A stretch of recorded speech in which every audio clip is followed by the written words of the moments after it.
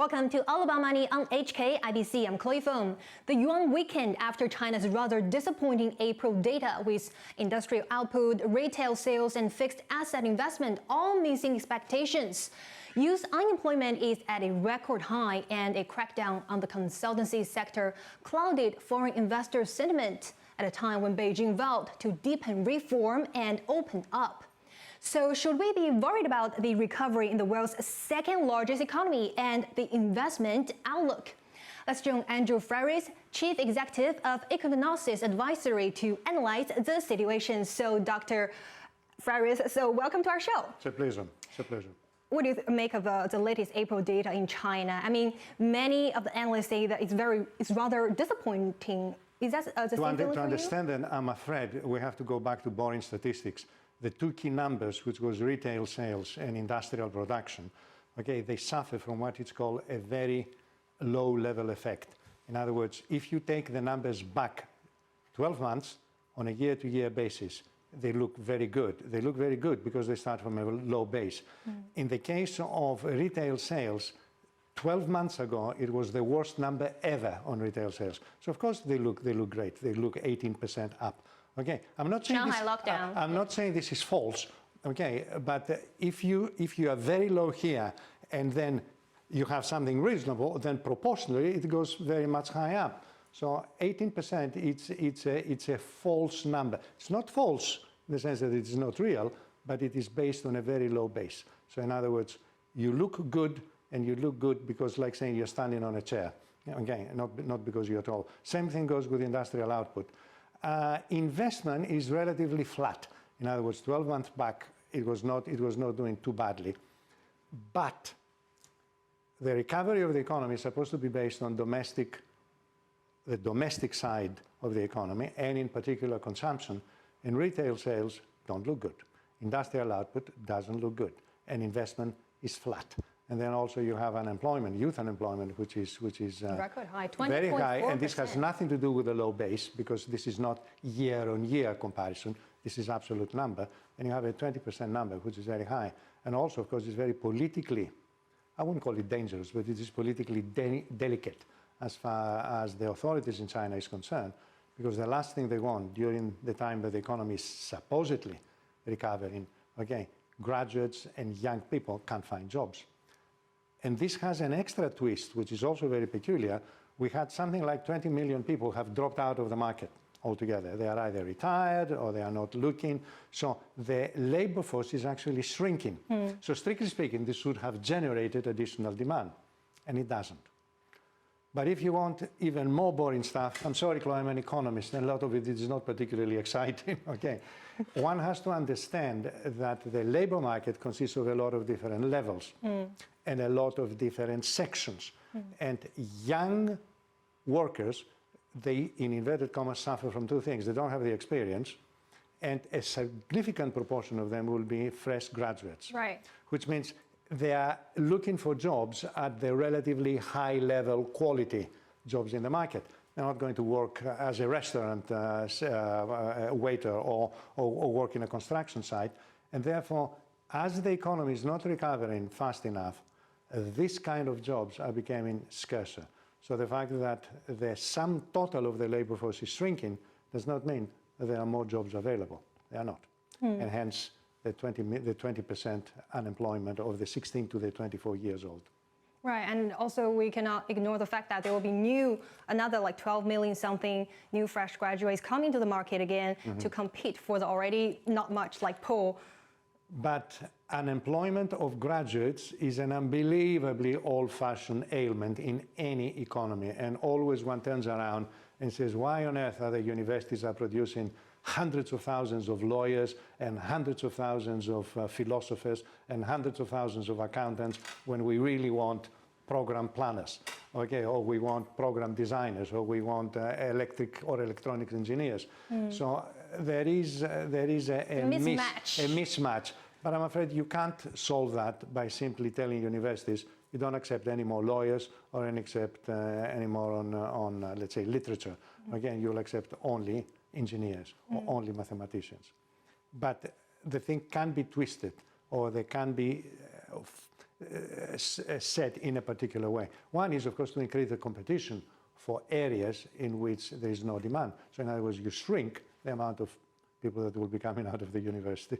And also, the pain is real because we look on the social media, for example, on Xiaohongshu, many people are also posting their own experience of being fired amid these kind of economic downturns. Yeah. You also briefly mentioned about some possible solutions, but tell us, if the situation continues, how will this further drag down China's economic recovery? And also, what would be your prescription for, this painful problem? The last thing the Chinese authorities will want is to hear to my prescriptions. Okay, they've got enough advice on their own. But from an outsider, there are two things going on. Unfortunately, the misbalance of specific skills where education is involved is not easy to handle quickly. Okay, in other words, you cannot force people to study something, neither you can forbid them from studying something. Okay, so this is something that may take years to solve. And by years, I mean cohorts, and that is the 4-year cohorts that comes out of the university. All right. So there will be a medium-term solution. The longer-term solution, of course, is that if the economy is not recovering, there is no demand for labor. So the answer here will be if the authorities feel that there should be additional, let's say, injection of aggregate demand, and where the fiscal and monetary policies should be turn up the volume higher up. And that is something that can happen very quickly. I'm sure the Chinese authorities will be very careful with a growing number of discontented and disillusioned young students.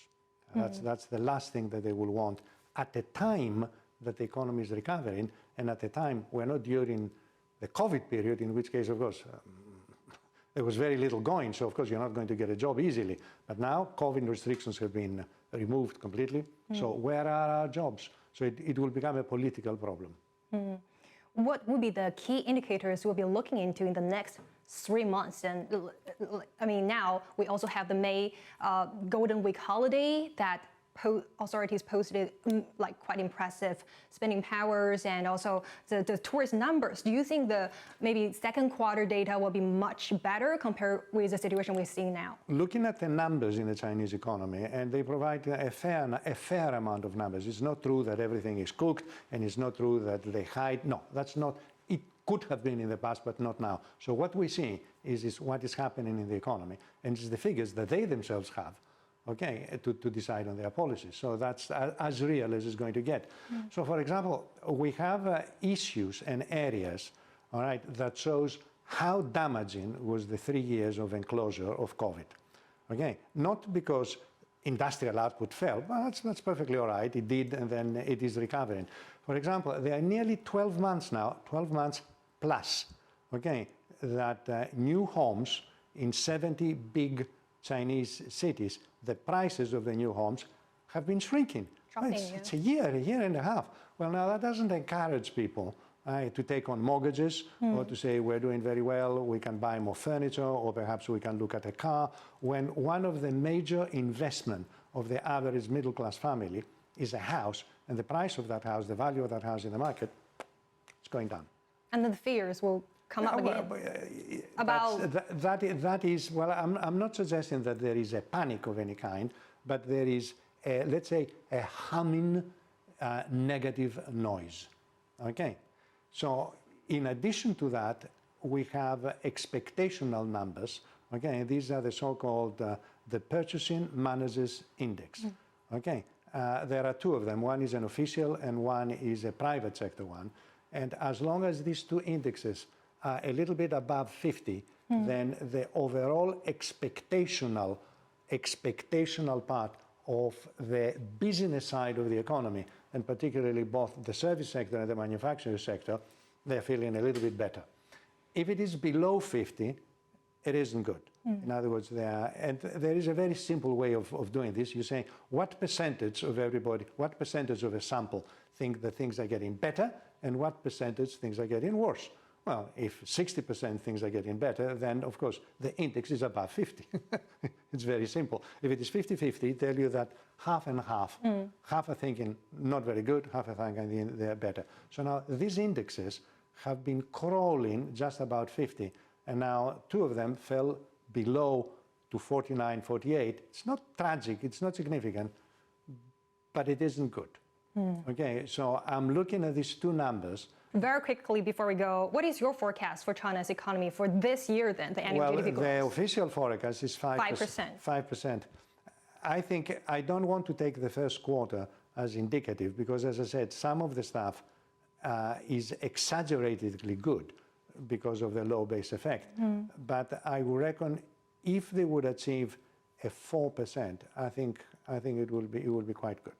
So the worst case scenario will be about 2.75 to 3%, worst case scenario. But the second quarter is going to be very indicative if we are on an accelerating path. Forget the low base effects. And then if you invite me in a quarter's time, I might tell you, I think it looks good for the 5%, or I think looks for a 4%. Well, we shall see. So thank you so much for your thoughts, Andrew. We'll take a short break for now, but coming up next, we have more discussions over China's economy as well as the ongoing debt ceiling crisis in the US. So do stay tuned.